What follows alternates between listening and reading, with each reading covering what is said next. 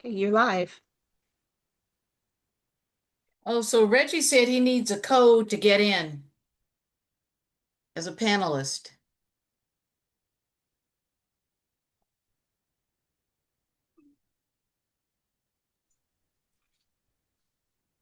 Oh, now he's saying he needs the link. You know what? Tell him I'll send it again. He should have gotten it on Monday. I I'll know. send it. I'll send it Okay. to him again. Okay, thank you. Thank you, Micah. All right, I think we are live now. So we're going to go ahead and get started while we have some of our panel members going to be joining us shortly. Want to get this conversation going tonight for tonight's Discipline Matrix Ad Hoc on Wednesday, May 20th. It is 6:05, and we're going to go ahead and get going. We're joined by Kathy Leonard, Captain Hubbard, and Deacon Laws will also be joining us shortly, and possibly Chair Emerita Peterson as well. So, but for the sake of time, we want to go ahead and get started. We had to cancel our last meeting, but we are on for today and happy to see folks. Appreciate the recap and notes that you had sent ahead of time, Captain Hubbard. That was super helpful. So really, really appreciate all the work that was done on that. We're going to go ahead and kick off again. I believe, did we finish parsing out all the seven level 2 use of forces with assigned discipline ranges? I The think that we last were one? I think that we wanted to hold off on moving forward with those until Reginald Lyles could join us because Correct. I think there was a handful there of were a couple of those. issues that we needed his opinion about.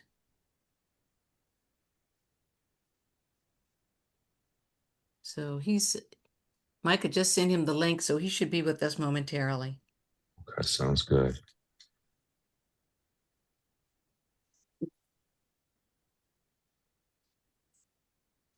There he is.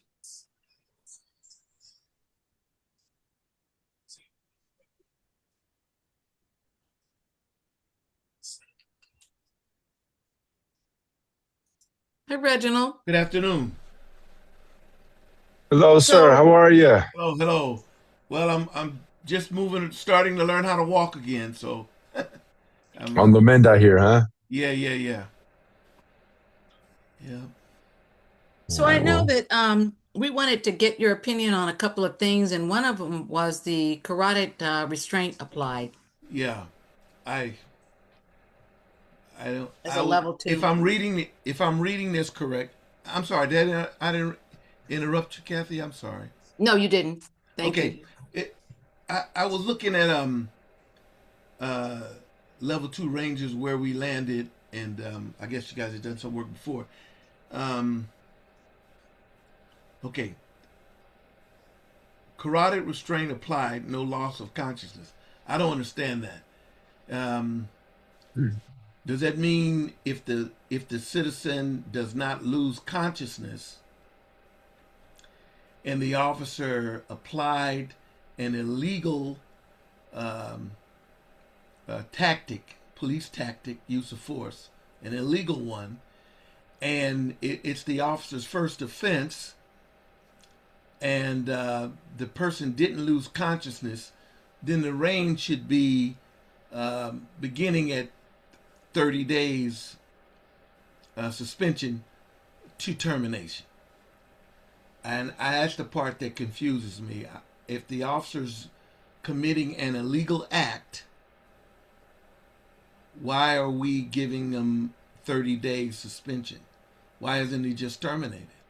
Yeah, no, it's a great question.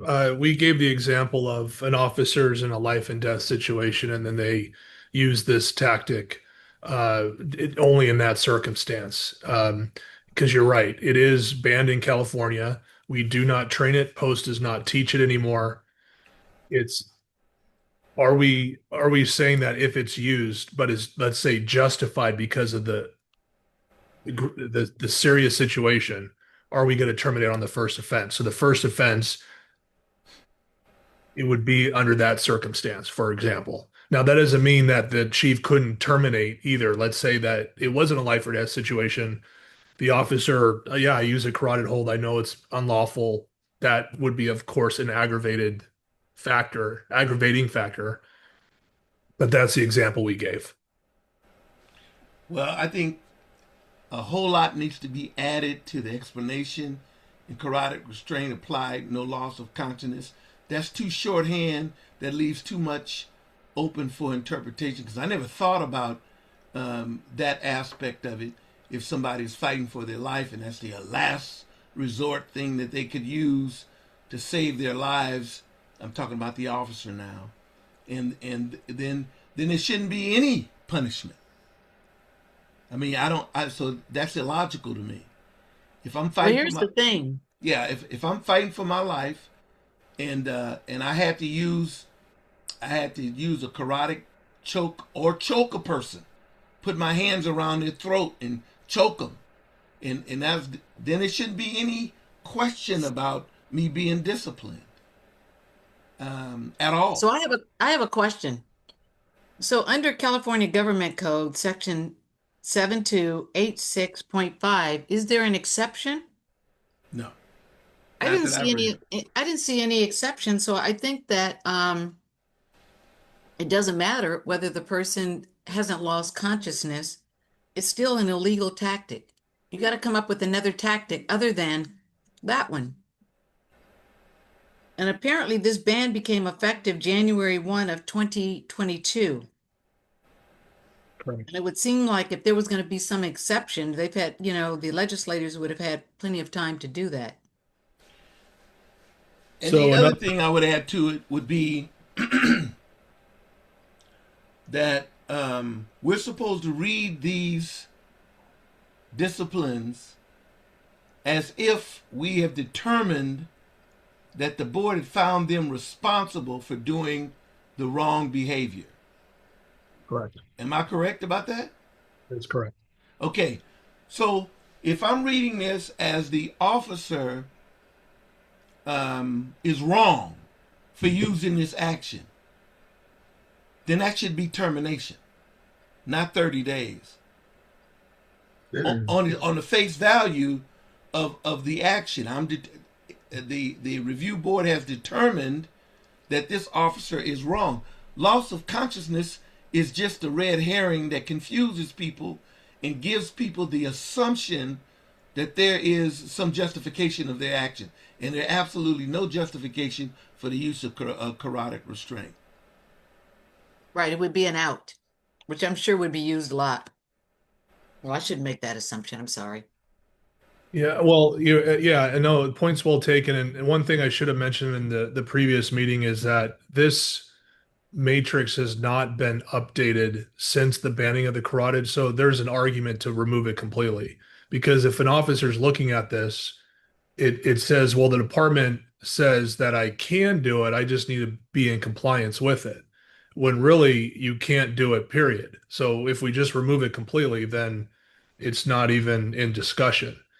Absolutely correct. The fact that we have it here gives a giant loophole for the officer's attorneys to say, well, wait a minute, here it is in your own document saying that he can use it. So that's confusing. So Okay, so then should it be moved somewhere else? Like as a level 1? So we, there, Because yeah, if you remove it entirely, then officers may get the I'm sure they could argue that, look, it's not in here, so it's not. you can't use it. Listen, you cannot use it at Right, all. but we period. need to put it in there and say that if you use it, it's you're subject to termination. You will be terminated. Exactly. Carotid You can't take it out restraint altogether. applied is immediate termination. Period.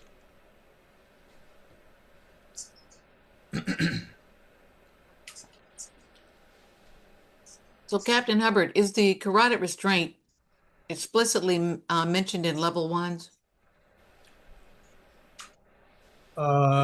it is not. It's I think we should add it.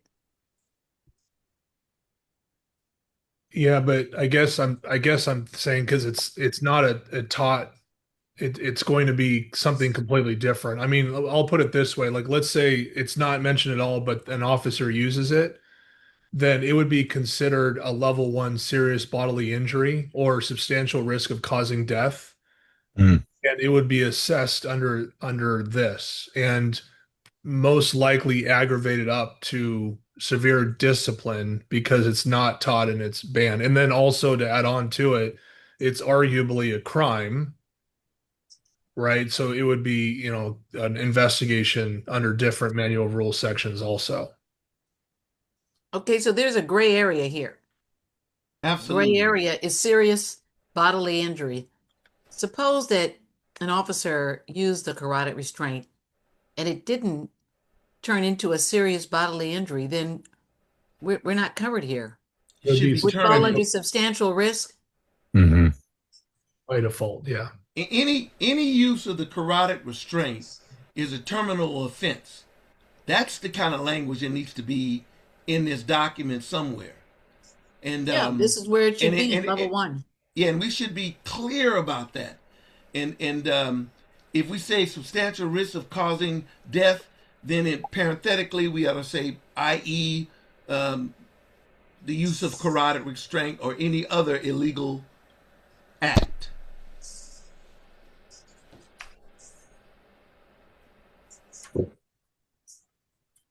I'm trying to think through this for the newer officers because they don't even know what a carotid is. Like it's not taught to them.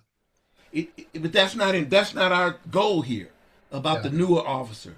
Our goal is to comply to the state of California laws and bring our actions in force with them. A newer officer may not know at the time of reading this or training anything about a carotid restraint at all. But we ought to have it in there to say, look, if anyone uses a carotid hold or use of force, that's a terminal offense. Maybe it's not in the matrix like this, in this shorthand. Maybe it should be somewhere in a paragraph in red letters, like you're doing now.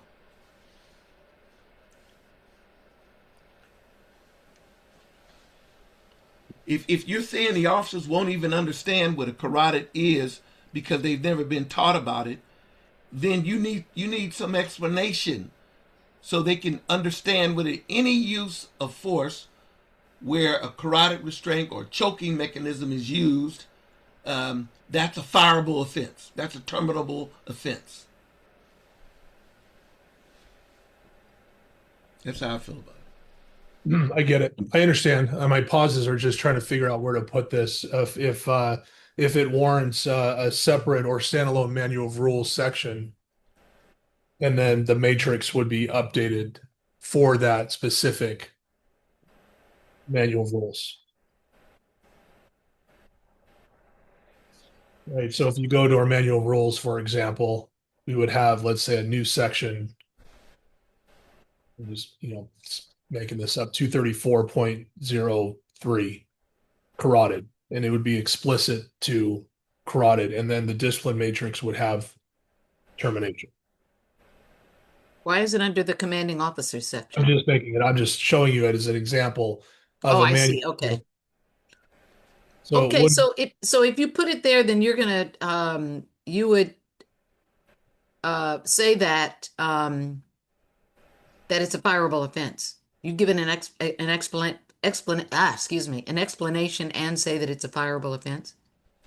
the manual of rules will give an explanation or define what carotid is and how it's banned, right? And then cite the criminal or the legislation, and then one would then refer to the discipline matrix to determine that it is a termination offense for the first.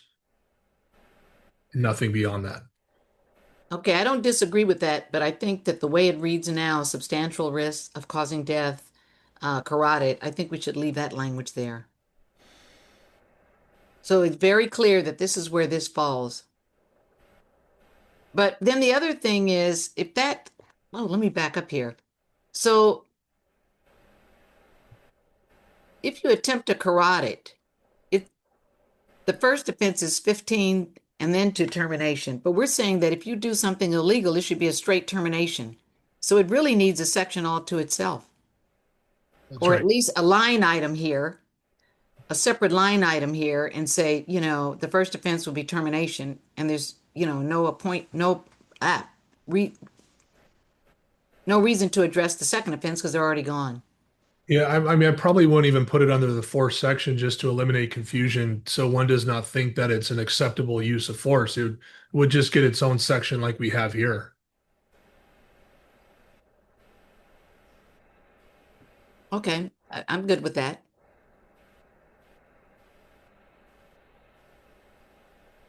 Okay. What does everyone else think?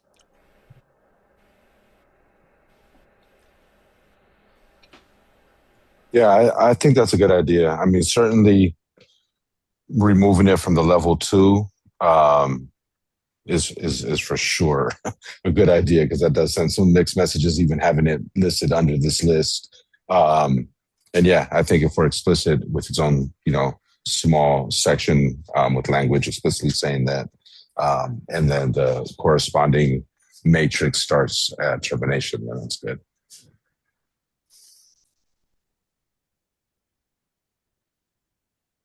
Okay. Yeah, I'll work on that for our next meeting, and I'll show you what the results are. Sounds great. Thank you. The other one, before we move on to level 3, are police canine bites. We landed on S10 determination, the second offense termination.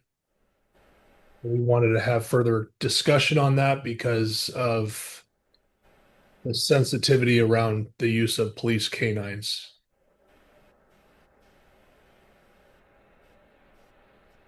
Any thoughts on that? So right now we have it as first offense, a 10-day suspension and termination, the second offense termination.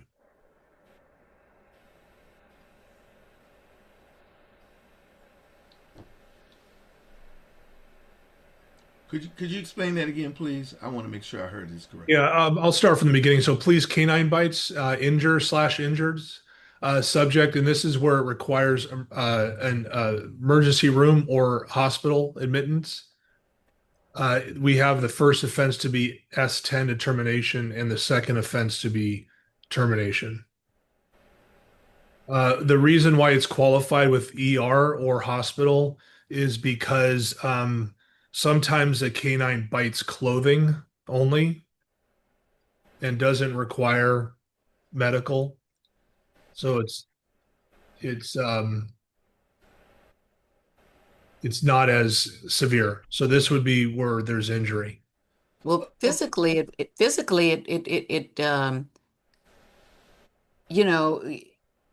an injury, but I think that emotionally, we talk about the racial dynamics and the historical trauma during the 60s, the 50s and 60s.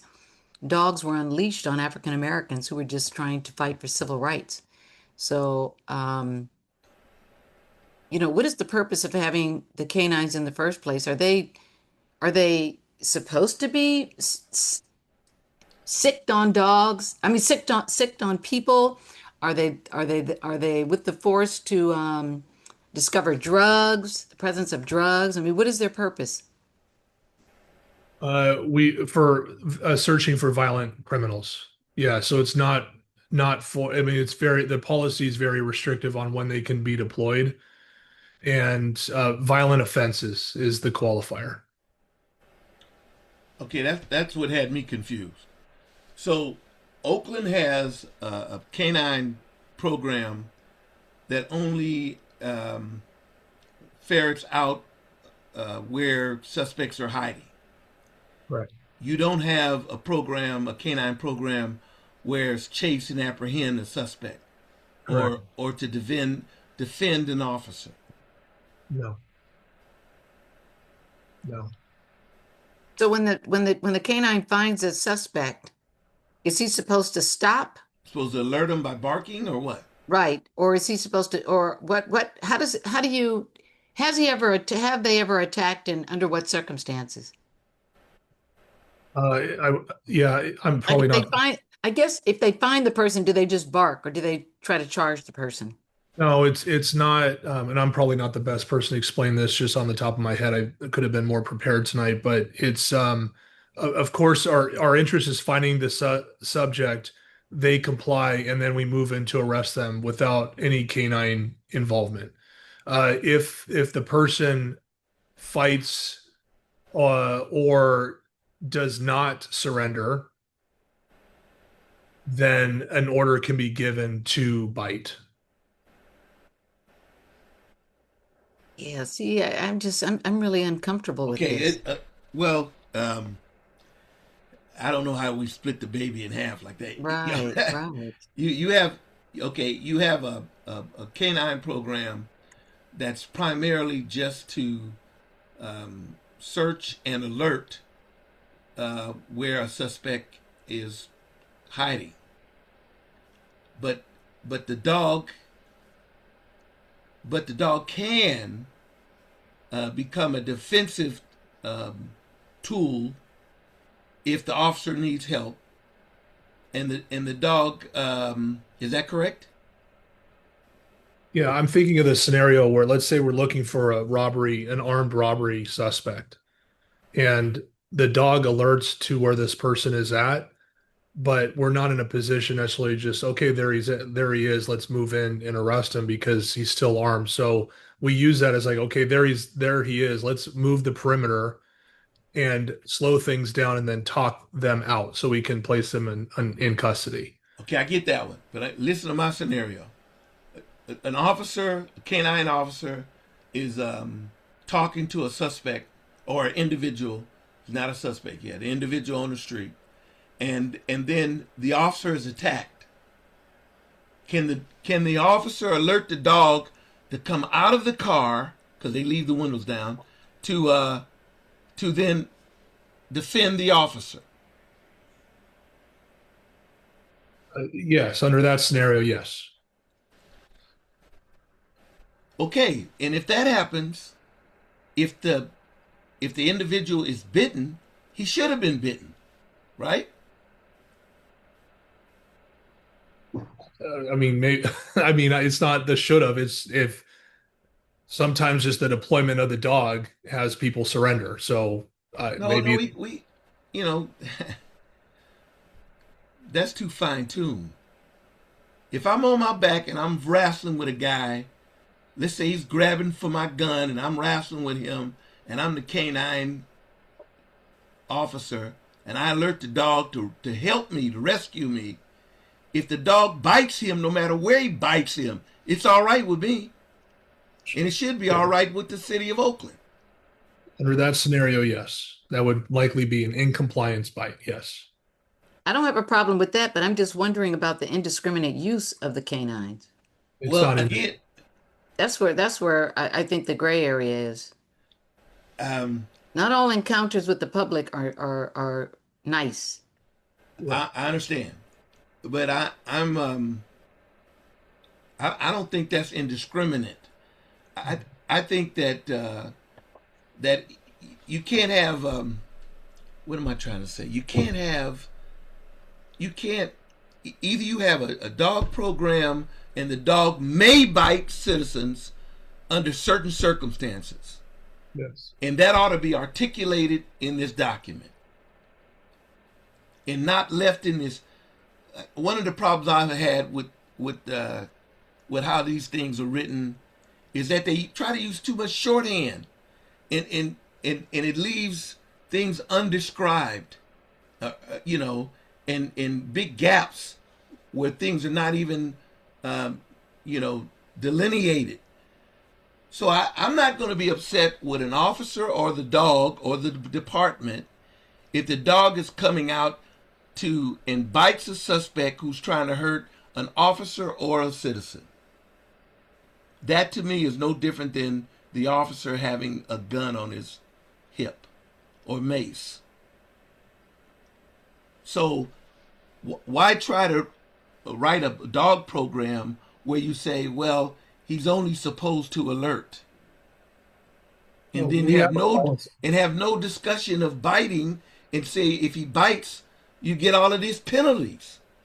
No. This is what it's out of compliance. So we have a canine policy that addresses all of this. This is if there's a use of force board and they found that the canine bite was not in compliance with policy, this is the discipline range. Oh, so without Well, having don't you ought to say that? Shouldn't it say that? You so got to know without the short end. Nobody else knows the short end. Well, Hi, this is Marcia. I'm just joining. You know, I get off at 6 o'clock, so I try to get home as quickly as possible. But Marcia. listening to this, Hey, Marcia.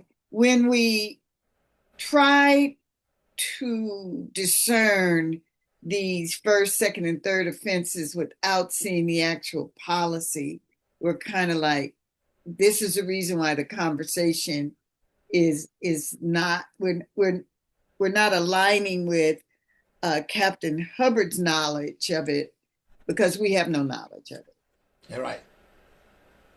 and that's the problem. yeah, no, Deacon Lyles, I appreciate it. I just want to like be clear that this what we're looking at here is it's going to fit within this document here. So it's not going to spell out when a canine can or can't bite. That's going to be in the policy. What this is assuming is that the bite was out of compliance, and this is the discipline range we're looking at. Right. Right. This is a use. There's a phrase. Without that could have been- going with policy. What's that? There's a phrase that could have been added just as easy, if out of policy. Well, yeah, but that's what all these are. Like if you violate any of these, this is the discipline range. Yeah. We're Is there talking a about- preface? Okay. Well, let Is me there a just say, preface to this? I mean, this is the Matrix. So this is what we've been working on, and I mean, I know this was a couple months ago, but we wanted to break out each use of force because if you And see this is here, the preface to the Matrix. this Can you make it bigger? let me It's hard to see. That's all I was saying.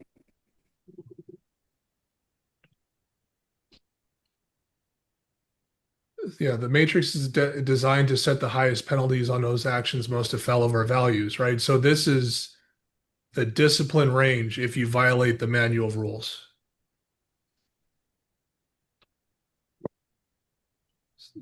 So this is not intended to spell out what the rules are. Those are in different documents, policies. okay. Yeah, that makes sense. Yeah. So what we're saying here again is, let's say an officer, and I'm looking at the policy here. I'll be happy to send this to all of you so you can read it. It's 28 pages. It's a long one. Let's say that an officer or the canine handler orders a bite against the subject as they're, giving up. Like clearly, hey, I'm surrendering. And they, okay, bite. Then what we're looking at here is the discipline range of S10 determination, second offense termination. Got it. So how would you prove that the bite was within policy? That the officer has to have his body camera on? Correct. Yeah, and there's a lot that goes into the use of force boards. This would be a level 2, so it would be in front of 3 captains, and there's typically a CPRA investigation, and also internal affairs. And so body worn camera is certainly evidence. The police reports, the witness statements, the subject statements, there's a lot that goes into these. Right, right. Okay. I figured that. I was just wondering if the body camera would definitely be on. Oh yes, it's definitely a requirement for us Great. to have it on for that. Yeah. Does that answer your question, Reggie? Yeah, it does. It does help because yes, it does help. I'll just stop right there.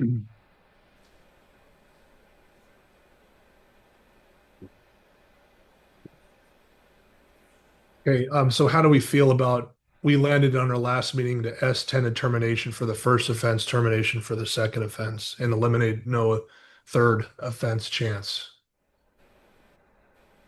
I'm sorry, on which one? The strike to the head? This This is- canine bites. Oh, we're still on canine bites. Okay, I'm sorry. Just want to I made a note here that we wanted to come back and discuss this just in case. Right. Okay. Yeah, I'm good with it. Okay. That's 10 and to termination, first offense, and then second offense termination. Yeah. All right. So I think we're ready to move on to level threes. Okay, so level threes, unlike level ones and twos, the only difference is that level three offense does not require a use of force board. Okay. However, it is a full use of force investigation by the supervisor. And it's going to be slightly different when we get to level fours. So the first one is OC or pepper spray or some type of chemical agent on an unrestrained person. So this, when we say chemical agents, this includes chemical agents that may be deployed during crowd control situations. And again, we have a very elaborate policy that covers when to do that for specifics, but this assumes that either the pepper spray or chemical agent is out of compliance, and we need to figure out the range.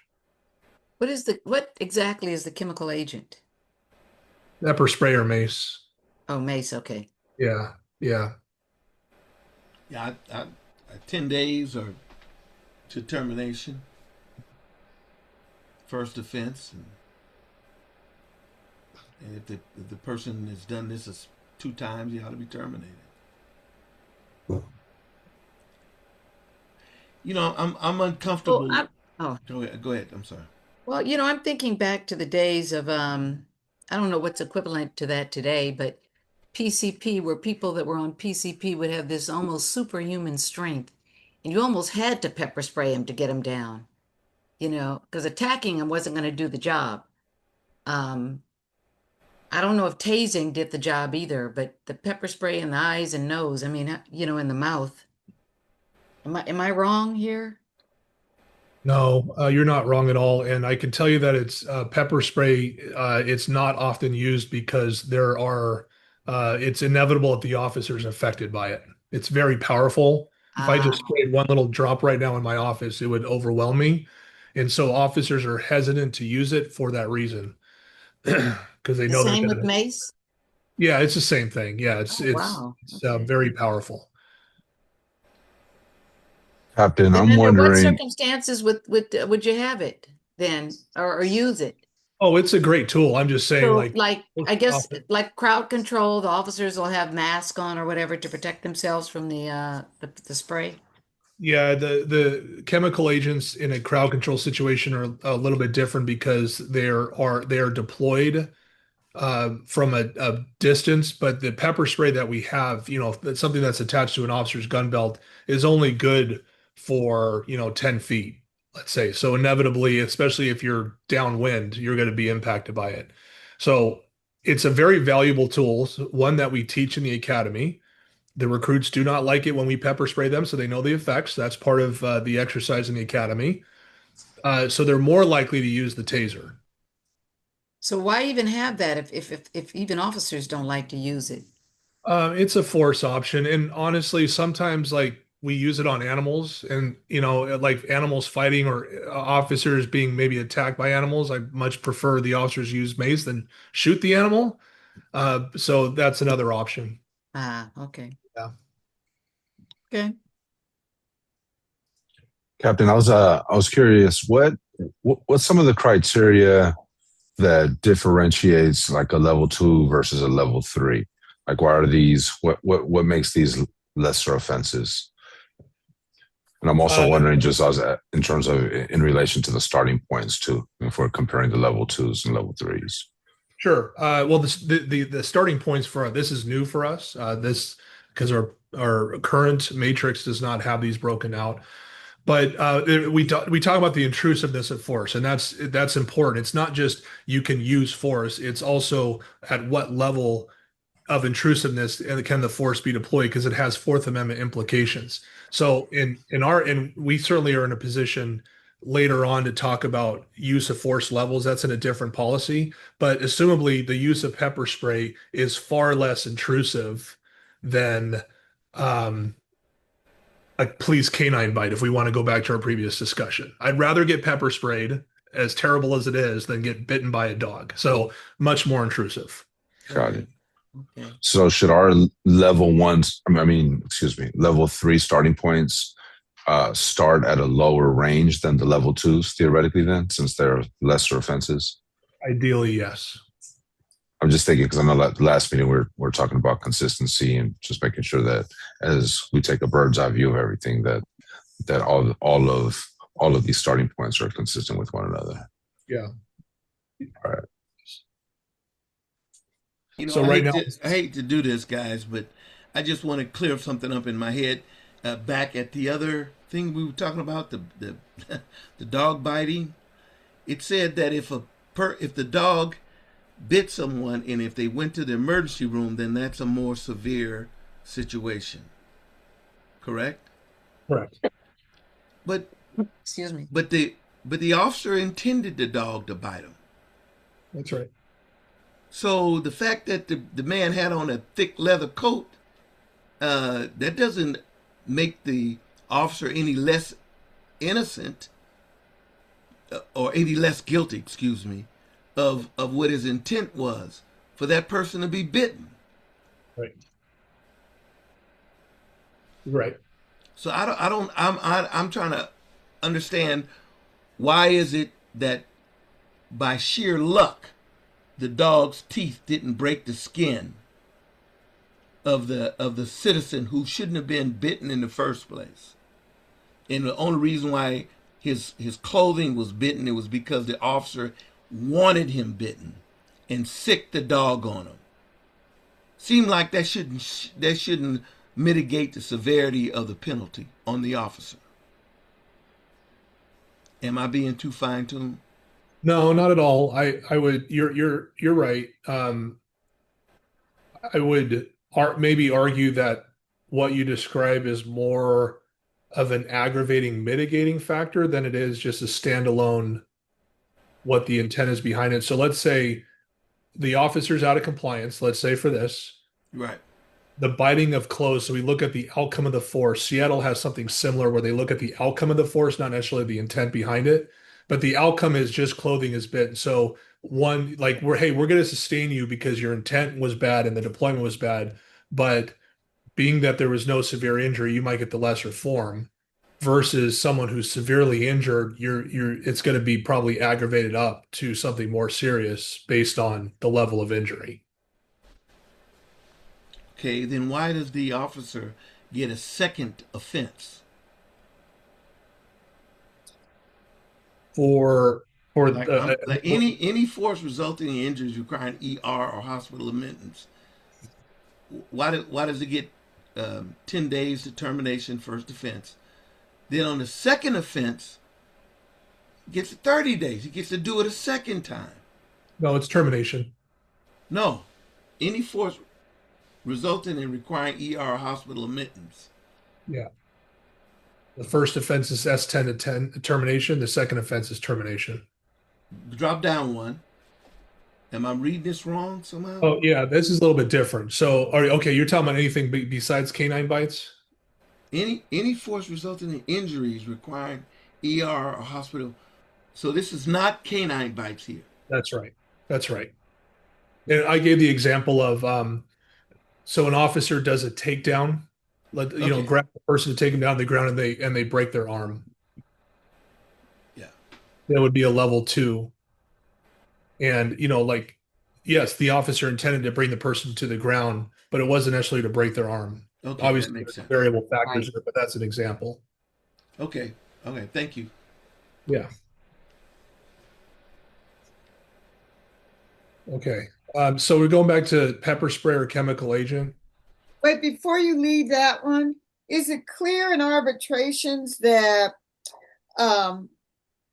that rule where the one we were just discussing excludes canine bites? This is is. everything else. It's clear you don't have people saying there's no blurring. It's not in a little bit hard to explain, but we have a system, internal system of tracking use of force, and each of these are categorized by a special code. So we know what we're investigating, and what the outcome is based on the level of force. So it is clear. Okay. Thank Yeah. you.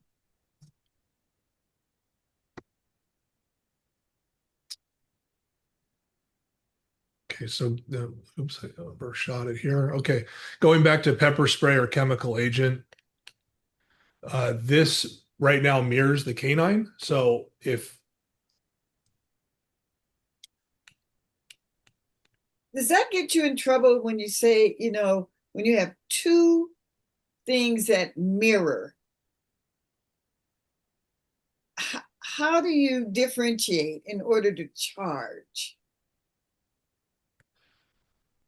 I'm sorry, I don't know, maybe I don't understand. Well, it seems I've never seen anything like what you guys have in terms of your discipline. You try to touch on everything, but then you might even contradict some other things. So here we have another OC pepper spray or chemical agent. And this differs how from the other one, other than the fact it's level 3. Is that what it is? Yeah, it's a level 3, so it's considered to be less intrusive. And the reason why they're broken into levels because it more deals with the outcome of the investigation, as in what needs to happen when this type of force is used. So a level 3 use of force does not require a use of force board. Can you mitigate down to this if you don't make all of the elements of a level 1? See, because this is another pepper spray thing, right? And you already had a pepper spray thing. No, there's only one and it's on level 3. Yeah. The only exception I would say is, I mean, this is working it kind of confusing. Let's say that I use pepper spray on someone, and let's go back to the previous question, and let's say let's go back to force resulting in injuries. Let's say as a result of me pepper spraying them, they fall and hit their head, and I have to take them to the ER. It would then become a level 2 because it's any force resulting in injuries requiring ER or hospital admittance. And the officers that are engaged in making the charges understand the nuances and differentiations, because to me, this would drive me nuts. And I'm a labor and employment. Yeah, it's really the supervisor and commander. We show up to the scene and we say, okay, what happened? Oh, I used pepper spray. Okay, we know what to do with that. Okay. Yeah. I don't think the officers are savvy enough to say, okay, well, if I use this, I'm going to get a 10-day suspension of it out of compliance versus the other. I don't think they're going that deep into it. But No, but their attorneys are savvy enough to. yeah. And Captain, you were saying it mirrors this one because it starts at 10 days. Is that what you meant? Here's the canine. But it's the crime, not the consequence. Yeah. Ugh. We're saying like right now, the question is that for this first offense, it's starting at the same point as the canine bite starts at. Should it be lower since it's a lower offense? Is the question. Like I don't know, maybe the starting point 5 days. That wasn't my question, but yeah. We can move on. So S5. Yeah, I see your point. Yeah. Since it's a lower level, the punishment should be lower. And of course, it graduates as you occur more offenses. So 5 to what? What's the recommendation?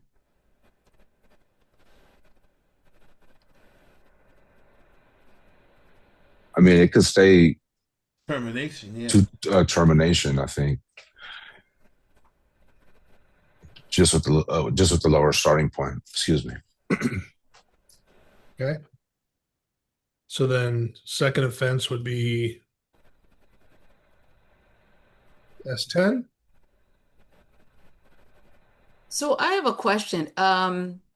And maybe this applies to a lot of things that we've been discussing, but what differentiates you getting a suspension of 5 days versus termination?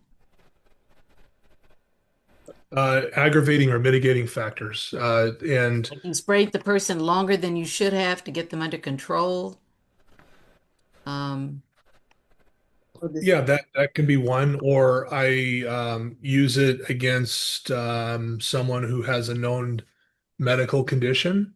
Uh, mm, Indiscriminately spraying, that can be an aggravating factor. okay, Yeah.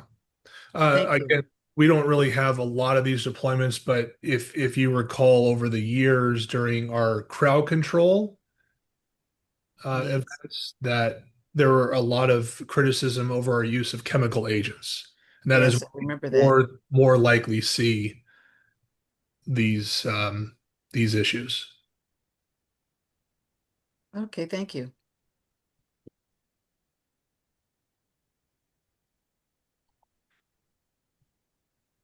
All right. Any questions then on pepper spray?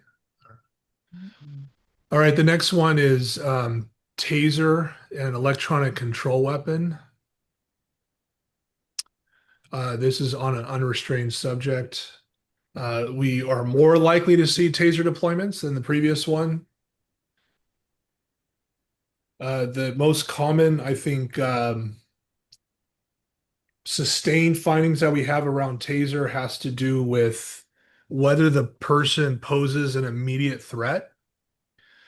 Uh, so the Supreme Court years ago determined that taser, pepper spray, canine, baton, those are all in the same family as intrusive uses of force. So let's say someone's running away from us in an attempt to escape, and we use the taser to arrest them. In years past, we have held that to be out of compliance because they're not an immediate threat because they're running away. Right, okay. So that's the more common one that we see. Even if he's a homicide suspect. Uh, yeah, there's been a lot of debate over the years of that, and that's a very simple example that I gave. Obviously, if he's, running towards another victim or running into something like that, that could be another factor, but just straight running away, the use of the taser has typically been held out of compliance.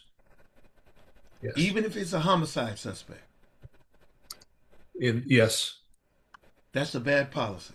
Well, it's not it's not explicit in policy. It's been discussed in various forms, especially during the use of force boards. I can't think of an example specifically here where it has been a homicide suspect, but Well, because we haven't experienced it doesn't mean it doesn't happen. under, Somebody did something to someone. They beat their significant other to death, and then the police arrives and 911. And he's running down the parking lot and trying to escape. Why can't you use the taser? Well, that's different from a serial killer running away, somebody that we know has been killing people, and he would be definitely a danger to everyone, maybe, as opposed to a guy who beats his wife. Maybe he's just a danger to her and not anyone else. No, I know. I Unless, of said course, he doesn't homicide want to be suspect. taken into custody and then the office, he wants to shoot at the officers or harm the officers. yeah, Listen. I think you ought to be able to use your taser I, if the guy's running away and he committed a very serious offense where life was threatened or lost. Why can't you use a taser? Why can't you run up close to him and shoot him in the back with the taser? The taser's not deadly force. It's less than lethal force. And it helps you apprehend him. What's the difference in that and running up and catching and putting your hands on him? because the taser, as opposed to physical prowess, is considered an intermediate use of force. and it doesn't really fit the Graham v. Connor three-prong criteria of the person needs to be an immediate threat for that level of intrusive force. I'm not saying I don't disagree. I'm just saying like that's the discussion that comes up when taser is used against someone who's fleeing from us. Mm. Well, I think when we write policy like this, it frustrates officers. It frustrates them when trying to do the job. It doesn't get cooperativeness with officers. They think that the management is crazy, not making sense, or out of touch. You know, guy's running away, he just killed his living girlfriend or his child or something, and he runs away. So he gets away. So tomorrow we have to shoot him. Yeah, it's not an automatic disqualification. I'm just saying, like, I'm just from.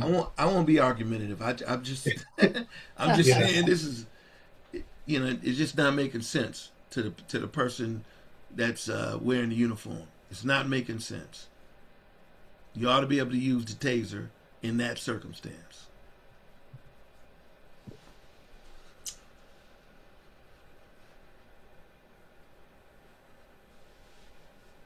So then what's your so So given the that, officers do think you that we're think that the crazy. crime, do you think the punishment or the, you know, should be lower then?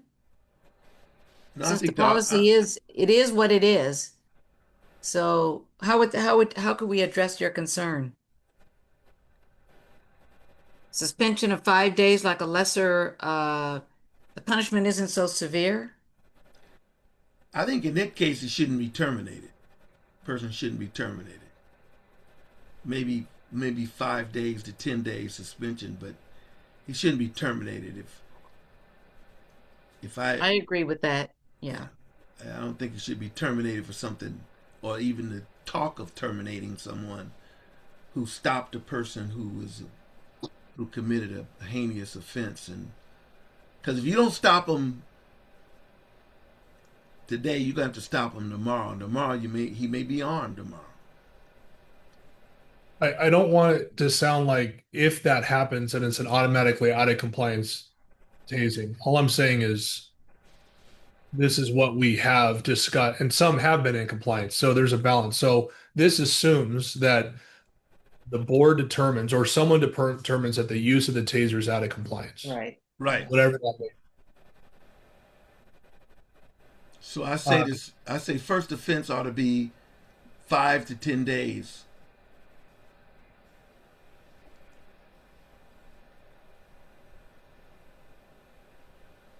Okay. How about the second offense? I guess 10 determination. I guess.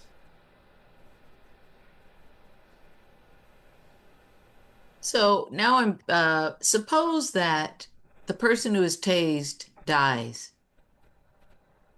Of course, it's, you know, because of some medical condition or something, of course, there'll be a lawsuit. The city has to pay out money, and I can hear the public crying saying, you know, this person died and the officer only got 5 days suspension. So it'd be a little bit different, Kathy. And it's a great point. So this would be because it's a use of force that resulted in death, it would be investigated as a level 1. Okay. All righty. So force resulting in death. Okay. Okay. Now, again, this is where it would be out of compliance, but yeah, so just a little bit different of a circumstance, but your point is spot on. Okay. Yeah. Thank you. And again, and let's say it's not. Let's just say that the severely injured, maybe this is just the starting point. Doesn't mean that the chief or anyone else has to start there. It could Oh, be. right. Yes, I understand that. Yeah.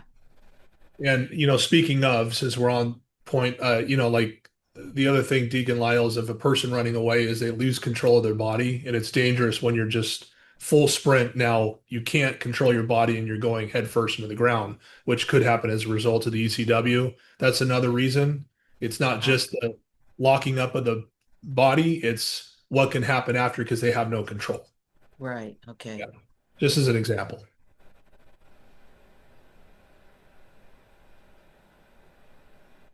Do they Okay. phase you guys too, so that you know in training, so that you know what that feels like? Oh, yes. It's not Unpleasant, fun. I'm sure. There's an argument over which is worse. I much prefer to be pepper sprayed than tased, Wow.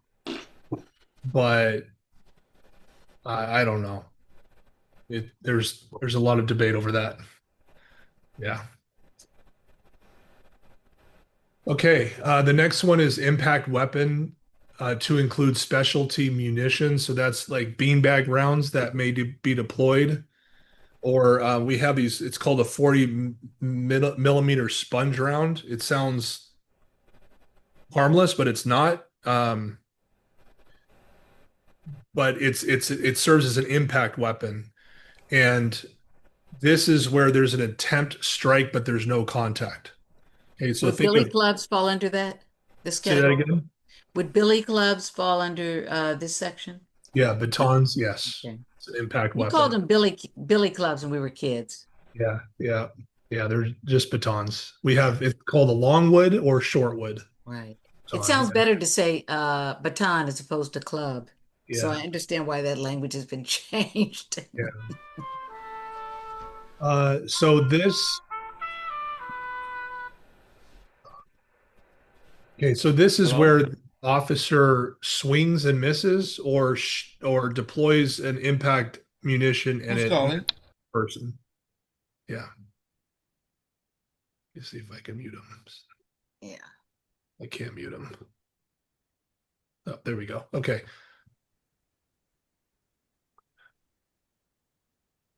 Okay, so again, impact weapons, this is an attempted strike, but no contact is made. So no injury, nothing. So why would you punish an officer for that if there's no contact? Well, it goes back to Deacon Lyles's point about intent.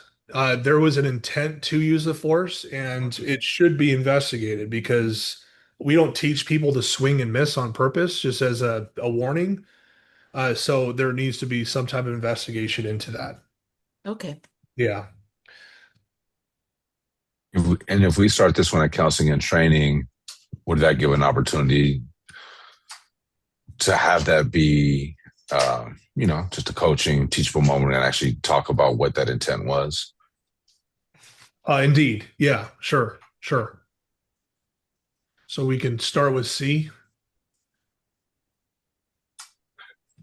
But even if you didn't start with C and you imposed part of the discipline, you could impose a certain type of training anyway, right? Or recommend something for that anyway. For sure. Yeah, for anybody who's sustained, there's always, use follow-up training and counseling that goes with it, regardless of what the discipline level is.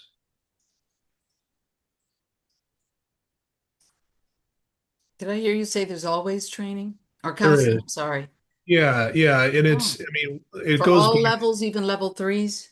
for any sustained finding, because we want to I like that. correct behavior. So it's not like, hey, here's your 5-day suspension. Good luck to you. It's here's what you can do better next time. We'll put you through some training. And what we hope is we don't ever get to the second or third offense. We want it to Right. be first offense only, or even prevent, of course, that. But if it does happen beyond that, we want to stop it. So yeah, Serves as a warning. Yeah. yeah, yeah, yeah.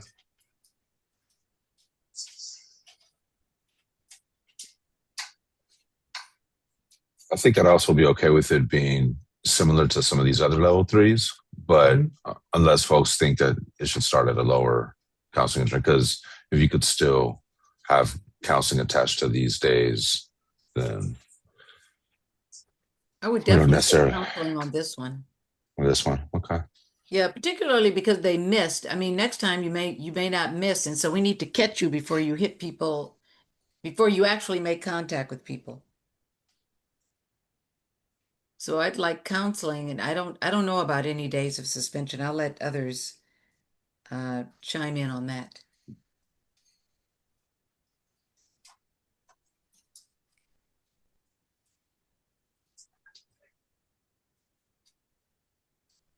Hmm. What do you think, Marcia?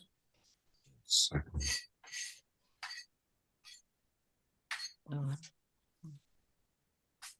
Well, the first one I'd be okay with counseling trying to like 10 days or something like that. So I'm starting to think about the second time. Like, what happens the second time? You swing and miss, right? Let me give you. that's where Because you now, get that's where you get suspended. Okay, so yeah, for impact because weapon, now your judgment is bad twice, and you're a bad shot, or you miss twice too, right? So Well, this is where we landed for impact weapons where contact was made. So this is a level 2, and the first offense is S10 to termination, S30 termination. That's if contact is made. And that's any contact, even clothing. So maybe cut it in half, but the first offense is counseling in 10 days, and then 15 on the 10 to second. 30, or 15 to 30, or something like that, and then 30 to termination on the last one. I'm sorry, Kathy, cutting you off. No, you're fine.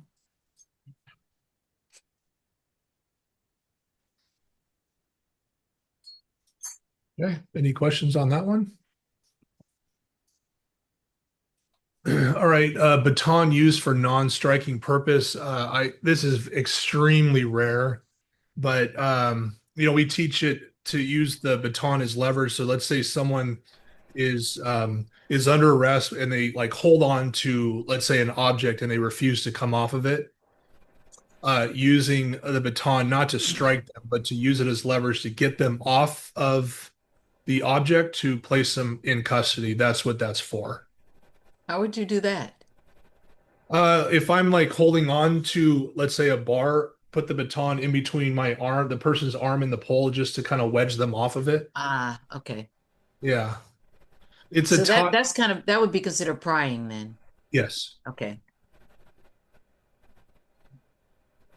The other example is during crowd control situations, officers would hold their batons. We don't necessarily teach this anymore, but let's say at a ready position, and not to strike someone, but to, like the crowd is right up against the officer and using that to kind of move or control the crowd. We don't really teach that anymore because it's a very small jump from that into like me striking someone with it, like even in this position, which Right. can be pretty impactful. So we teach officers to keep it in more of the retention position and just use their hands to guide people away. So yeah, it's more for prying than anything.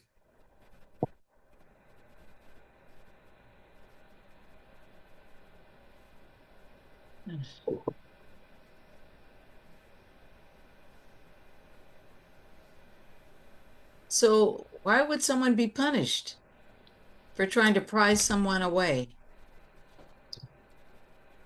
Well, Like given your example. it can be something that's out of compliance, and it can also, um, physical prowess is obviously less intrusive and maybe a preferred method in that situation. And a baton, it's a hard object, and even if prying, you can hurt someone. So, if out of compliance, then there should be accountability measures in it. And maybe it can escalate things too. Yeah, certainly. Is what you don't want. How often do you see these, Captain? I very rare, and I actually can't think of a time where I have seen it, or even I can't think of a time of me ever using in my 30-year career of prying someone with the baton. Yeah. So maybe again, if people aren't getting hurt, maybe start with counseling.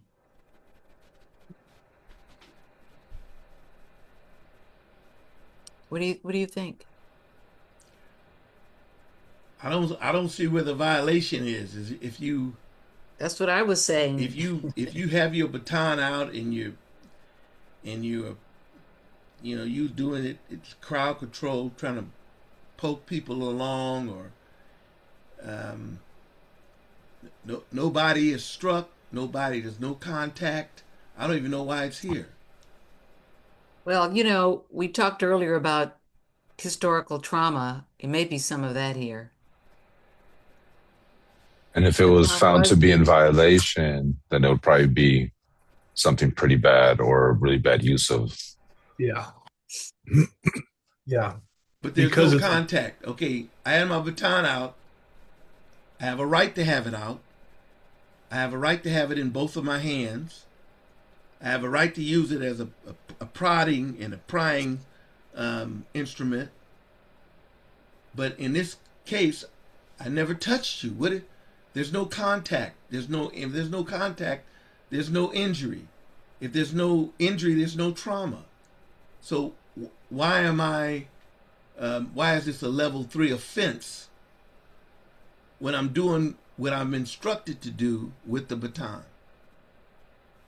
No, this is when you actually use it. So you're using it to pry, to move, to control. And yeah, it's so there is contact. So it would be a reportable use of force. Just me holding it is not a reportable use of force. I guess I was looking at the top one above it. No contact. Yeah, this is where I actually swing at you and miss. You were on the phone, but we talked about your previous example of the canine where I intended to hit you, but I just miss. Okay.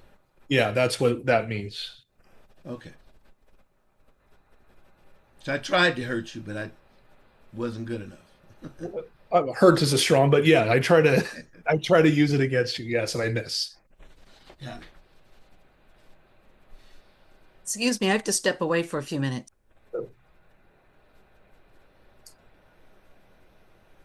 Okay, so we can keep it similar to this. Yeah.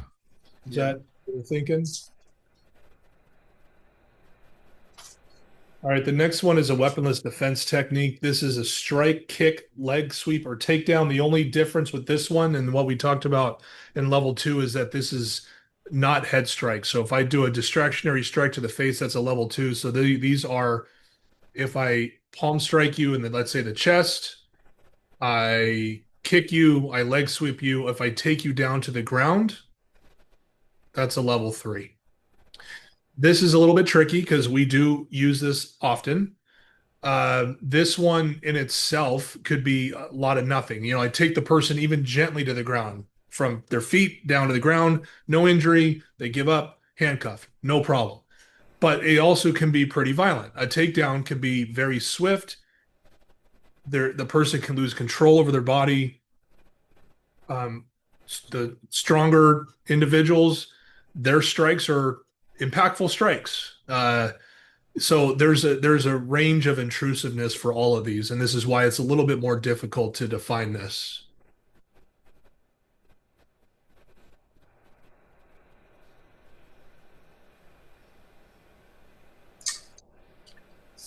But if the results were serious injuries, they'd be a higher violation. There'd be other ones, right? It would, if they do suffer injury to where they're taken to emergency room or the hospital, then it would be elevated anyway. Yeah, so, but just on its face, let's say there's no injury. I guess I should say that unlike the previous one, I mean, taser is probably the other example where we see these often. Weaponless defense techniques are used quite often. Yeah.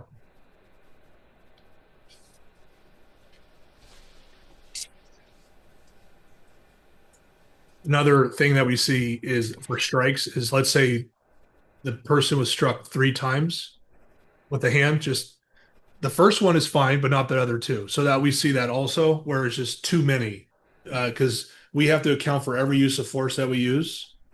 The objective is to overcome resistance and effect an arrest. That's it. So if one strike can do that, great.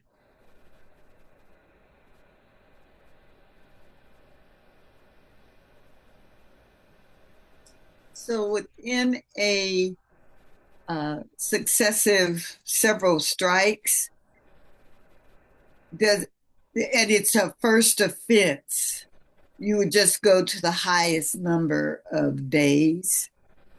suspension? Not necessarily. We would focus on the offense equaling the incident that happened. So let's say that they did 2 palm strikes when they should only have done 1 or maybe 3, whatever it may be. It would still be considered a first offense, but maybe it would be aggravated up. I guess that's what I was saying. Yeah. So it'd still be a first offense. Yes, that's what I was saying. Yeah. The higher end of the first offense. It could be, yes.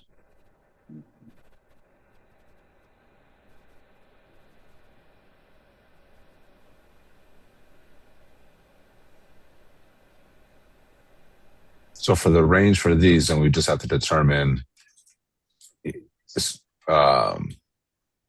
especially looking at these other level 3s, like where you guys think it should nestle in. Should it start with counseling and training? You're saying it should? Yeah, with counseling. And then maybe the range of counseling to 30 days, first offense. Depending on the severity of it or the circumstances. And then the second one, 30 days of termination. Mm-hmm.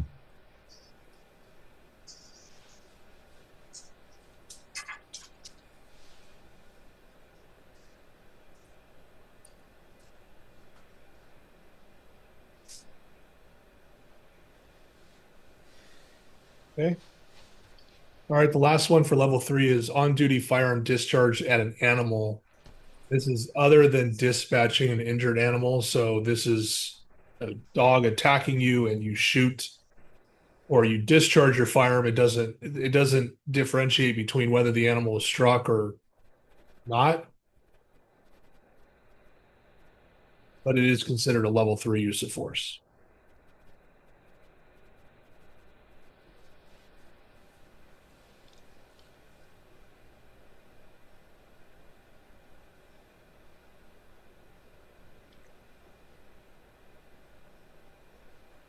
I can't think of, well, many years ago we had issues with this. Not in recent memory though, where I've seen an issue with officers unjustifiably shooting at animals. I can't even think situations where officers are even doing this anymore. Someone told me a story, Deacon Lilas, you'll appreciate this, where back in the early 90s, there was a severe skunk issue, and there was, I guess, an order. It's like, if you see a skunk, you're allowed to shoot it on site or just upon, because they had rabies or whatever. Like, that was like an old officer told me that story. I'm like, are you serious? Like, you just go out there and shoot skunks in the 90s. I'm like, I've never heard that before, but yeah, we clearly don't. I hadn't heard that one, but Yeah. but I do remember the rash of dog shootings. Yes. When people went in to effectively arrest the dog's owner or whatever, there was a lot of dogs being shot by OPD, and then it got notoriety, and then it stopped. Yeah. So in this one, is the dog hit in this one? The dog what? Or is the animal, are they actually hit in this, or? No, it's just charge No, out. this is just a discharge. And we don't do warning shots either, so it's intentional to strike the animal. I see, if the dog is attacking me or you, the officer, what do you think about that? Oh, no doubt. I mean, it's like that. Of course, we want them to use other methods if so. This is assuming it's out of compliance. Like, you shouldn't have shot the dog. You should not have shot the dog. That's right. This is where it's out of compliance. What should be the range?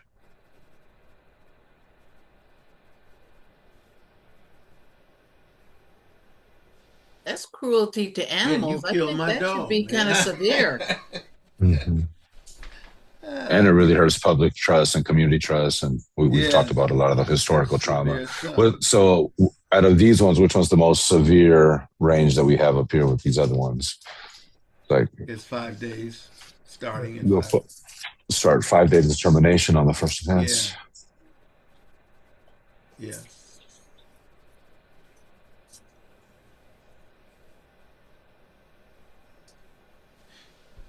Okay.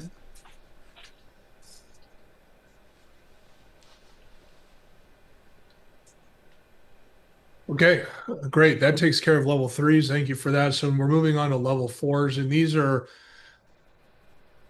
just by the difference of what we're the difference is that level fours are self-reported, so a supervisor does not respond to the scene and there's no use of force investigation.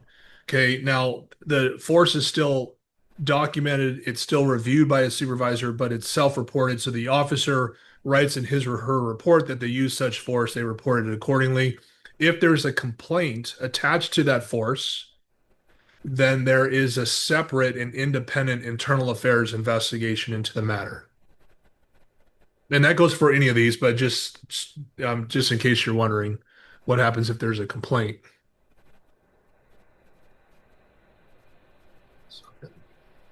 Okay. So the first one is the intentional pointing of a firearm at a person, and I put in there no low ready position, not a low ready position. So this is where the muzzle is pointed at any part of the person's body at any time during the encounter. This is obviously a typical one that we have level fours in general. This assumes that the officer here was out of compliance for pointing their firearm at a person. And an example would be a person is caught shoplifting. They pose no threat. They're just stopped, and the officer points their firearm without any further justification of why they did that. That would be an example of a out of compliance pointing a firearm. 30 days. That's scary to have someone pointing a gun at you.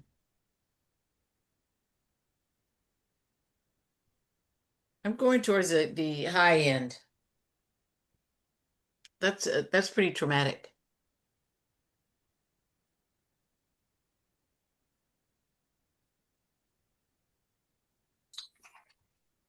And the only reason it's being classified as a level 4 is because it's self-reported or self-discovered. Because I don't know, that seems almost as serious as these other level 3s were. Yeah, it's to be honest, I can't think of a recent out of compliance pointing of a firearm because I mean I really attribute our training to how when we can point and when we can't point at someone. But I think it's if we had to do a full use of force investigation for pointing the firearm, I think the supervisors would be completely overwhelmed. Wow, really? Yeah. Level 3, are you doing an investigation? Level 3 is an investigation. Level 1, 2, and 3s are full investigations. Level 4s are self-reported. Still assessed, but self-reported. Can we assess which one of these level 4s should be a level 3? Do We officers can. actually report that they pointed a weapon at someone? Yes. We do in the city of Oakland, we do. And other cities do not, but we do. Mm. And we even report when we draw our firearm, even if I don't point it at someone. Is that because you've got your body camera on and you know it's going to come out anyway? No, it's interested transparency. It's always been like that, even before body worn camera. Is Wow. we understand the seriousness of pointing a firearm, and it's not only it's tracking, but also for accountability. Is it Yeah. also because do officers feel any trauma behind? Is that I'm trying to understand why anybody would self-report unless it just shook them up that they actually did that, and maybe it wasn't even necessary.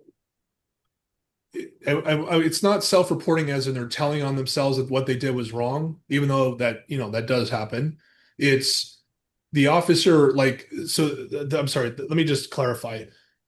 I'm the officer responding to this call for service, and I point my firearm at this, petty theft suspect that I gave earlier. The supervisor's got to review that report. And if they see that where I just say, yeah, I saw this petty theft suspect, I pointed my firearm without any further explanation, that it raises the flag, raises a concern for the supervisor, and then they would initiate an investigation into that.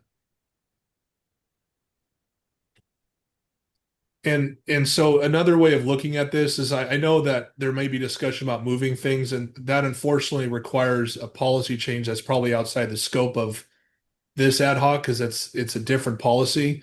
But the supervisor, if you recall, reserves the right to elevate any of these. So let's say the supervisor says, you know what, I think this is out of compliance. It actually automatically warrants a level 2 use of force investigation. I get it. Yeah. The officer didn't think he did anything wrong, and or thought it was tolerable, and the supervisor says, no, this is out of compliance, and you need to be corrected on this. So I think we ought to start our first offense with counseling, and then 30 days, counseling in 30 days.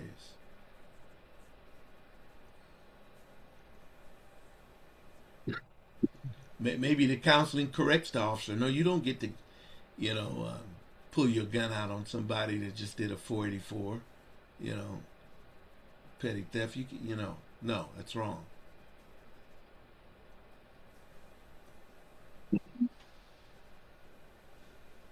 And if they continue to do it, we ought to 30 days of termination. Okay, so second offense, 30? Yeah, Mhm. termination. Yeah. Okay. The next one is a weaponless defense technique. The only difference between this is a level 3. This is excluding strikes. So these are hair grab pressure to the mastoid jaw, like right in this area. Shoulder muscle grab. So going back to the person hanging on a pole, if I don't want to use my baton to pry them off. Pressure points around the shoulder. Mastoid jaw. These are very sensitive areas right here. If you just put your thumb there, we teach that just to get compliance briefly to then place them into handcuffs.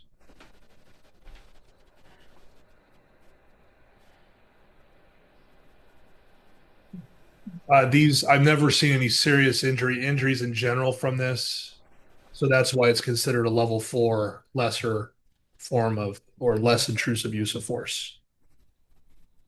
So it should, in my view, it should at least be 30 because the intentional pointing where there's no contact is counseling in 30. Now you've actually touched someone and you're out of compliance. Yeah, but pointing a gun is far more severe than a mastoid or a shoulder grab. Well, yeah, psychologically it is. No, not But only in weaponless, psychologically. but if you're grabbing someone's hair, you've actually touched them. Yeah, touching them, I get that. I don't want nobody touching me either. But grabbing somebody by the hair is one thing. Pulling a gun and pointing at them, that can go off, can actually kill them That's or true. give severe bodily injury. So the pointing the gun is far more severe than grabbing somebody by the hair or grabbing somebody by the shoulder. So do you think the first offense should be lower than 30 then? No, I think I would think if counseling you in 30. pointed a firearm at someone as an officer, you think you're doing something correctly, nobody's injured, etc., and the supervisor discovered it in your report and raised it up and brought you in and counseled you and said, "I don't want to see that ever again." This is absolutely wrong. That's the counseling part. And then if the person is hard-headed, don't understand, don't get it, or whatever, or it was a child, somebody 13 or 12 years old that you pointed a gun at, then I want you suspended for 30 days. If you pull a gun on a child, you should be fired. There's just no excuse for pointing a gun at a child. Yeah, I'm not gonna argue with you on that one. But if you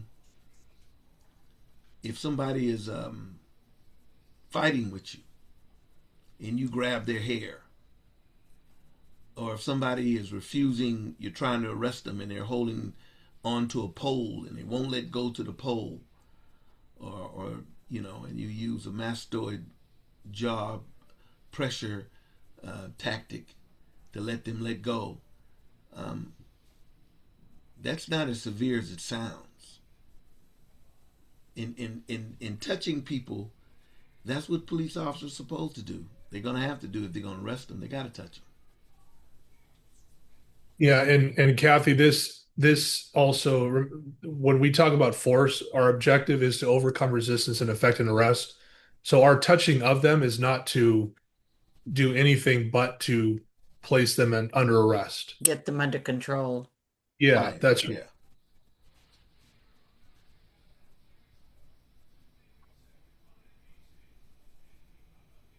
So I don't know if the first offense should be less than, given what Reggie just said, if it should be less than the first offense. Like maybe counseling in 20 days. Excuse me. Yeah. Or 15 days. Yeah.